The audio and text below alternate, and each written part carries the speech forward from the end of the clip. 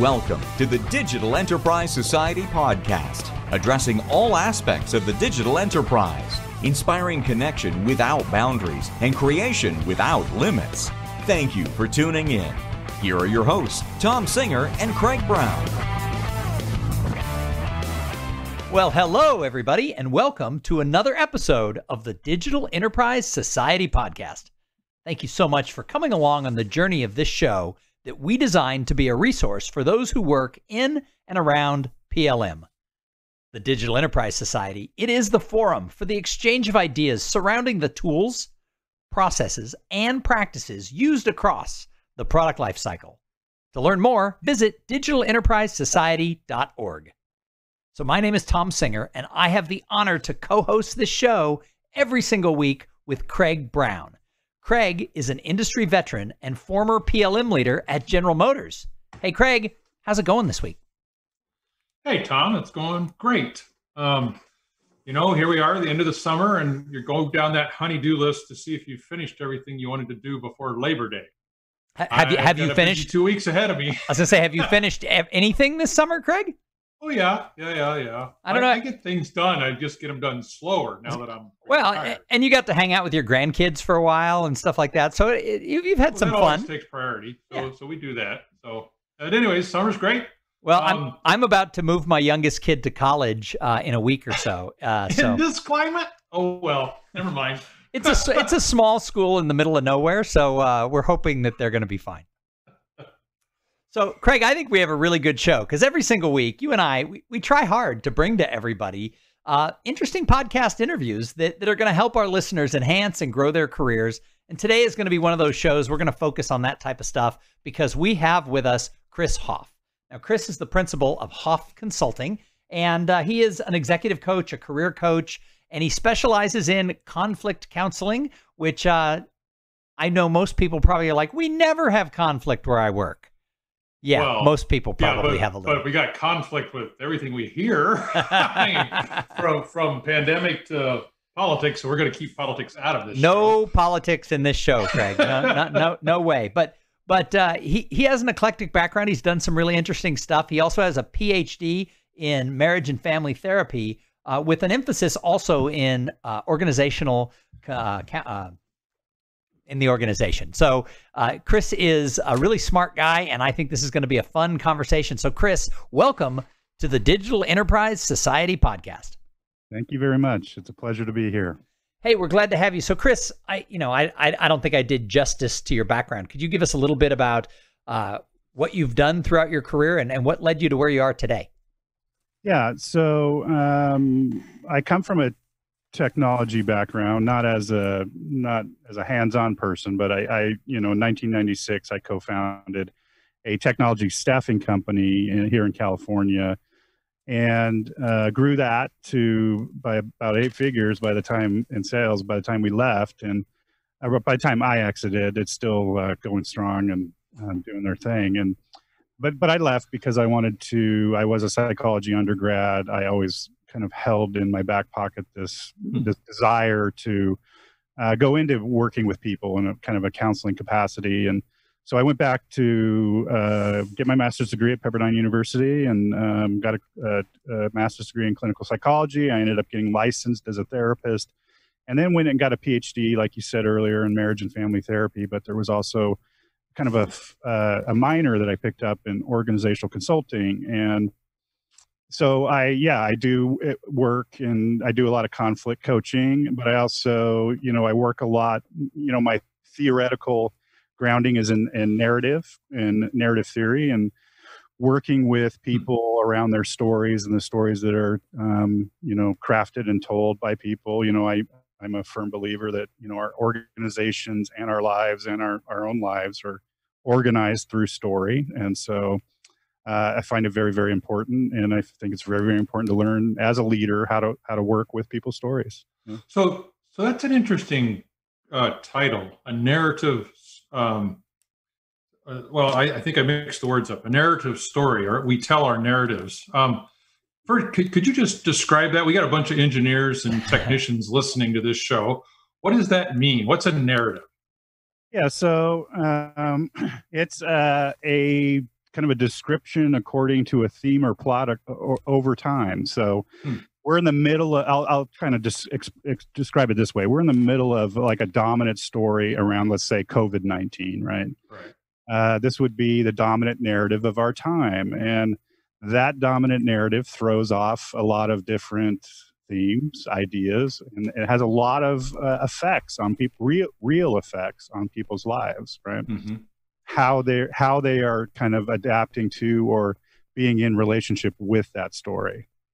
Okay, well, that's interesting. Now we've had guests on this show where we talked about planning for product lifecycle management, and and it's what I ended up doing the last 10 years of my career.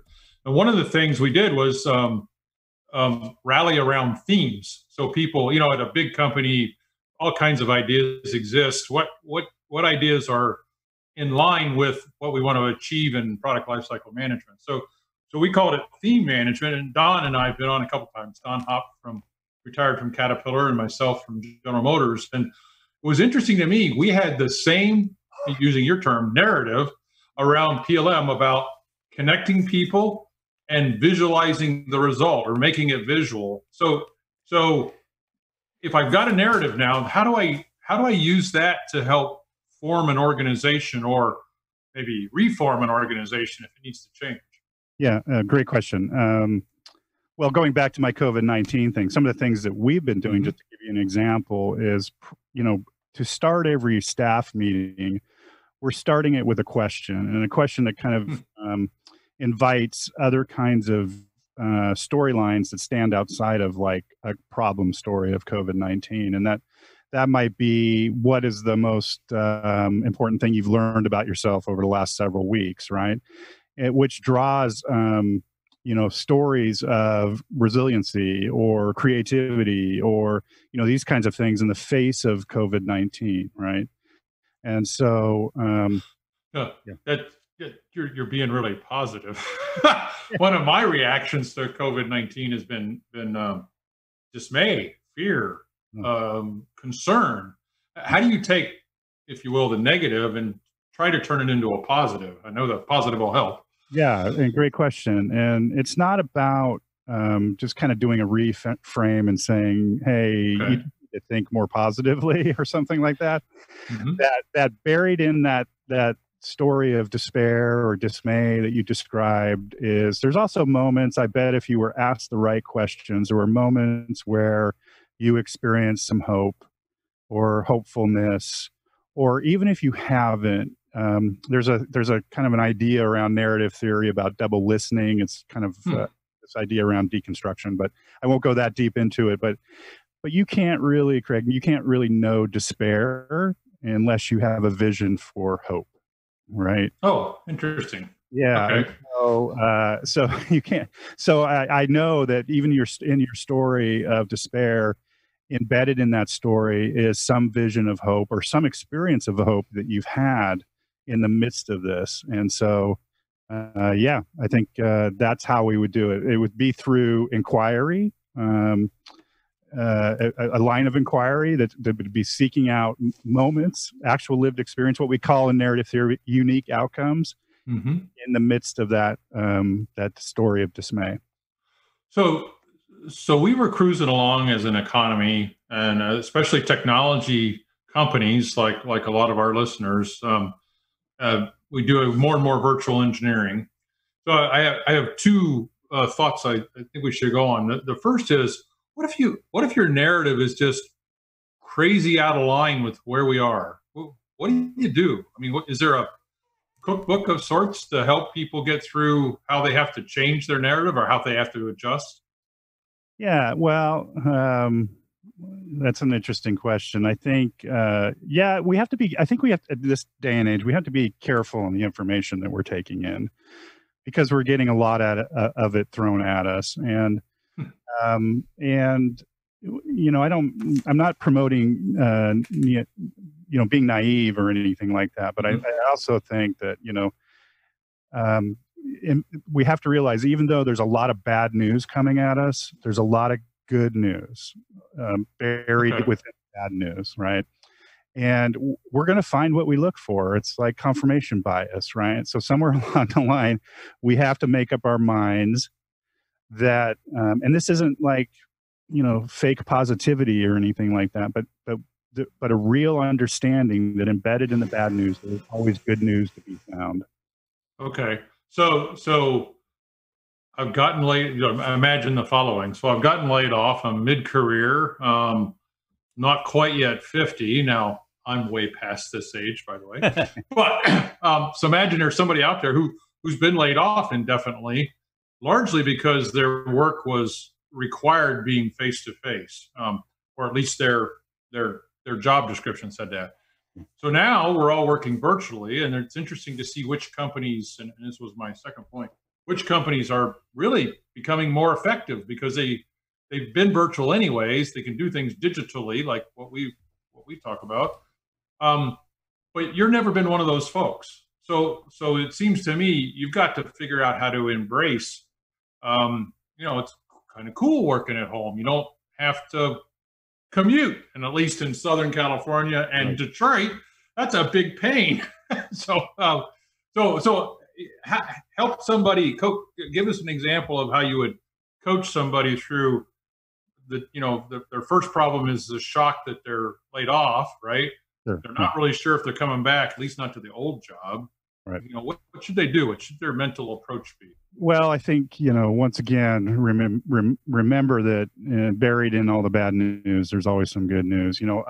My wife is a VP of Human Resources for Epson America, which is like a $3 billion tech company here in headquartered in California. And they have a ton of job openings right now, so there is a story of like unemployment and all that kind of stuff, but embedded in, but also underneath all of that, there's a lot of people that are still hiring, right? There's a lot of opportunity. But to answer your original question, I think it is an important one. And change is hard, no doubt about it. Change is hard.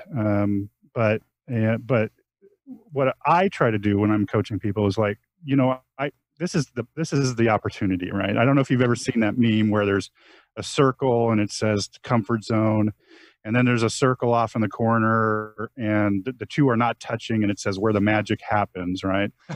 Okay, you got to get there. But there's that space in between, and I refer to that space as like liminal space. And so this person you described to me is somebody that now has been confronted, unfortunately, against their own will with liminal space. But it's something that can seem scary at first, but it's where the magic happens, and it's where possibility is.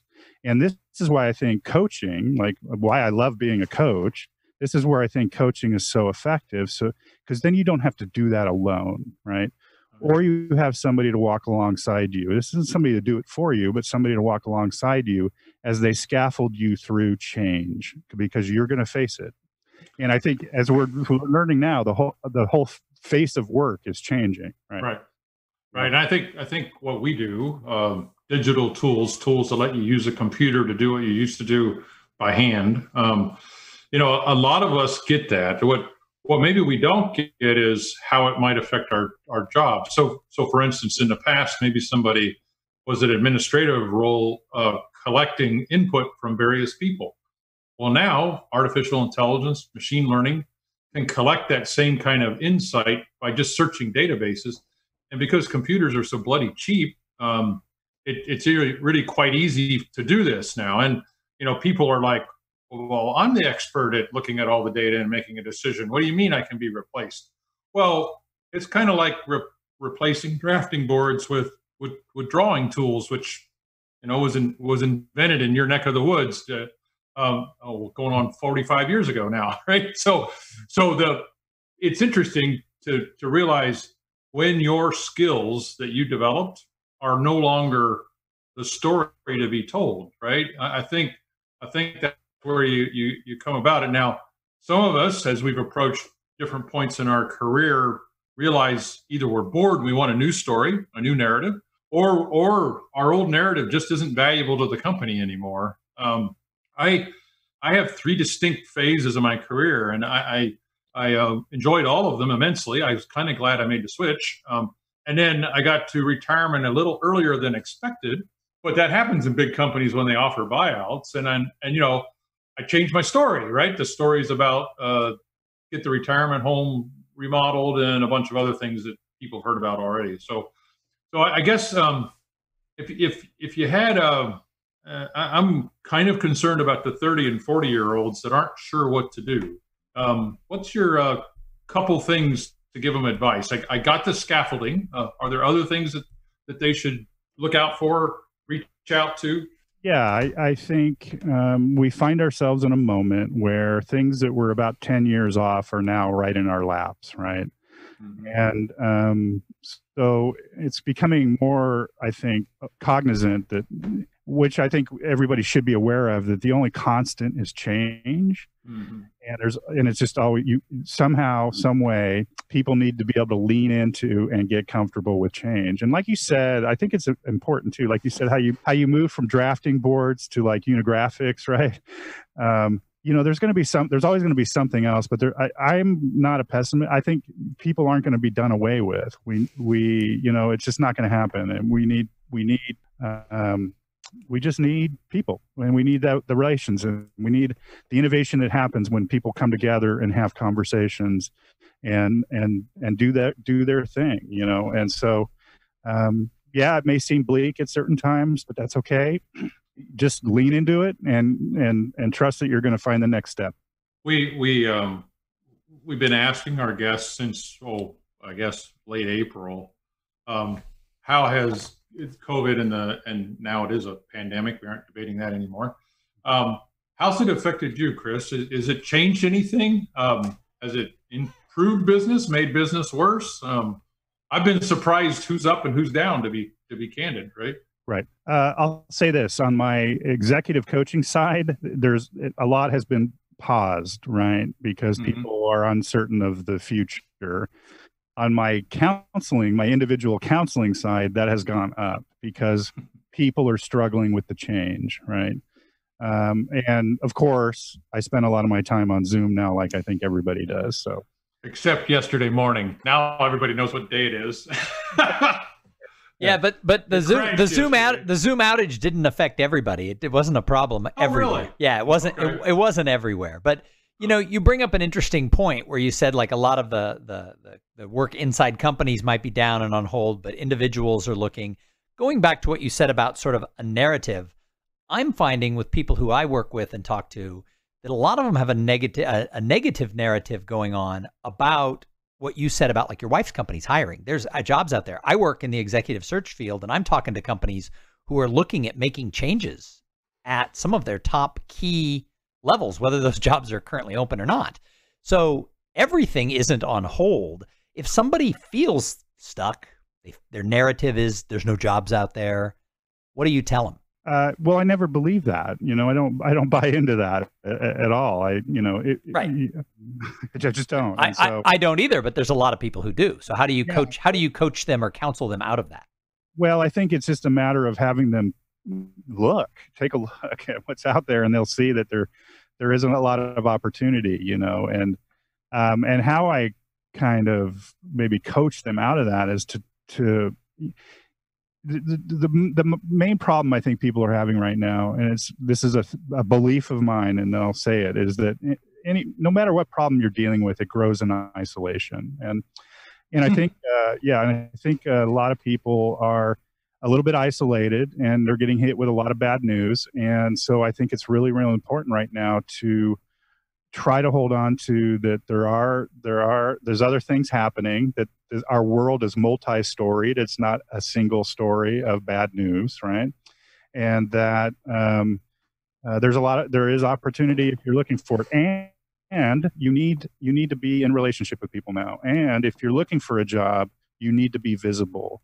And the best way to be visible is to hang on to your contacts, your connections, stay in touch with people, reach out as best you can, even when you feel like you don't want to, and be careful about the isolation trap. You know, that it's really good advice, Chris. My wife and I decided to do something for the community. We do live way out in the country, so by choice we're kind of isolated. And then the situation made it worse. as Thom mentioned earlier, the grandkids are great, but in any case, we just decided to start helping deliver food to people who are not allowed to go out because they're infected by COVID, or they're in, we have different rules at different times, but they're in some form of quarantine, so that they need somebody to help deliver things. And you know what? Just seeing people's facial expressions, because they're inside and we're in the car and we drop the goods, it really is uplifting. So your point about isolation is really right on. Even if you can only see other people and communicate with only your eyes because you got a mask on, I think that's really important. It's really good insight. So, well, this has been an interesting discussion. I appreciate your insights. I'm glad we got connected with Barry. Is there any last bit of wisdom you want to give folks that maybe are just trying to survive through the next few months here? Yeah, just like I said earlier, remember that the only constant is change, and this too will change. And it's not a permanent state. And I know sometimes it feels like it, but we're going to get through this. We're going to get on the other side of this. And there's a lot more possibility than we might be able to see right now. And I'm going to take you deeper on one thing. I'm not ready to let him go yet, Craig. Okay. You were talking about the importance of people. So this is what I've been teaching for years. It's sort of my area of expertise, if you will. And we've done a couple of podcasts, if you go backwards in the archives, where we've talked about sort of your network and things like that. But a lot of our audience and the people who I've talked to, a lot of them sort of see themselves as a little more introverted. They sort of have an attitude that if I do good work, the promotions will come or the opportunities will come. So I want to, before we let you go, I want to talk about this human connection piece, because I think it's, in good times and bad times, in global pandemics and not, I think it's key. And you actually, have studied this more than I have. So let's jump in before we go about what people can do to cultivate those business relationships that lead to opportunities. Yeah. So I have one piece of advice that I give to everybody, and people come to me, because they know I've started a business, multiple businesses actually, and that I have a profile, people, I'm out there in the world in a particular way. And so the one piece of advice I give to everybody is you need to be visible. That's the first piece of advice, but it's not like a fake visibility. I think it's like, how do you, and I'm an introvert. I mean, I know I don't play one on, on podcasts and stuff like that, but my natural thing is to be introverted. But I have, nothing has changed my life more than the relationships that I've had in my life that have led to lots of opportunities and just everything in my life. I mean, everything that I am today was a direct result. Nothing I've done on my own. It's all been a direct result of the relationships that I've been in. And I don't know how to stress that with any more importance. And even if you think you're an introvert and you're not there, you don't have to go to networking events or whatever, but you have to find what I tell people is you have to find a way that's comfortable for you to be in community and to be visible. And that is so very important, and would become even more important as time goes on. Yeah, and I think that in this days of COVID, I think people matter more than ever, because there's a lot of people who I think are falling through the cracks. Are you seeing more people become more isolated? I mean, there was an article a couple of years ago in the Harvard Business Review about the epidemic of loneliness. Yeah. That 25% of the people in our culture in North America, or 20% in North America, or in America, and 25% in Canada, admit to feeling lonely some of the time or all of the time. And I bet if we studied it today, those numbers would be up.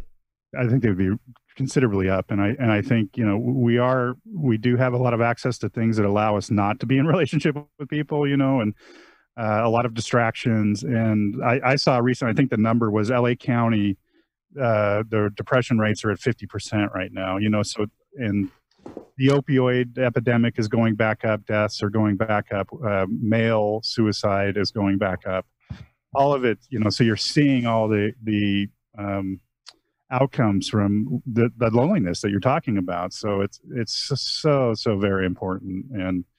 And, but, so sometimes we can only reach people one at a time, but if maybe that's the message. If you know somebody, check in on your friends.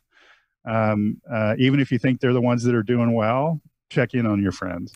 And that's actually good advice, because sometimes people assume someone's doing great and that person never has anyone who reaches out and says, how are you today? So I try to email or text 3 people a day and just say, hey, how's it going? And I don't do it every day, but I probably get to 10 a week. And, most people probably don't care that I did it, but I know firsthand that a couple of people have. So do you think that helps people who might be a little more introverted if they do it from a place of service? Does that help them reach out and connect? I think that's the ultimate way to do it, actually. I think that's the thing that has always worked for me as an introvert. I look at it as an act of service, right? I'm trying to be helpful to people, and it's less, and then takes away the ego or what people are going to think about me or stuff like that. And it's more about how can I be helpful? So yeah, great point. I think it's all about that. And you're a PhD, so, and you said you automatically kind of tend towards that more introverted side, and you started a tech company and you've worked around technology for 20 plus years. So what are some things you've seen sort of traditional engineers, techies do that have allowed them to be more visible and connect better? What are just a couple of tips? Well, I think in our contemporary times now, it's changed over time. Now we have social media, which is it's good and bad. Yeah, but it's a powerful tool, and like you guys are doing a podcast, and that's something you could do. I do a podcast, and it's opened up my world internationally. I have friends in Moscow now, of all places, and stuff like that. So, it's something a techie could do. They get to play with all the equipment, and and then they get to do it alone in their room and do a little podcast or something like that. But you'd be surprised how it opens up your world. And so I am a proponent. I know there is a dark side to social media, but I am a proponent of it. I think it can connect people that otherwise would not be connected. I think if you are, if you are an engineer and you're looking for a job, you have to be on social media, LinkedIn, of course. But I mean, all of it is, the more you could be visible, the better. Yeah. Well, I mean, we could talk about this for hours, because this gets me all worked up and excited, because I do believe all opportunities in life come from people. And if we remember that, we're going to find more opportunities. So, hey, Chris, thank you so much for joining Craig and I. Thanks, Chris. Yeah, thank you. We have a good time doing this podcast. And, Craig's a perfect example of somebody. Craig, you're an engineer in a background, but you're also one of the most social people I've ever encountered in sort of that in that engineering world. And so you've had to learn your way through it as well, right? And truth be told, I'm an introvert. Surprise. I've done all those tests. Believe it or not. Nobody believes me when I tell them that, but it's true. I, on the other hand, am the one natural extrovert right here of the three of us. So. No kidding. So it's hard for me to be the one who every show has to say, okay, that's enough, and keep us on time, because I just want to talk to our guests for hours. But it has been a pleasure having you, Chris. And if you like the show, reach out and let Craig and I know.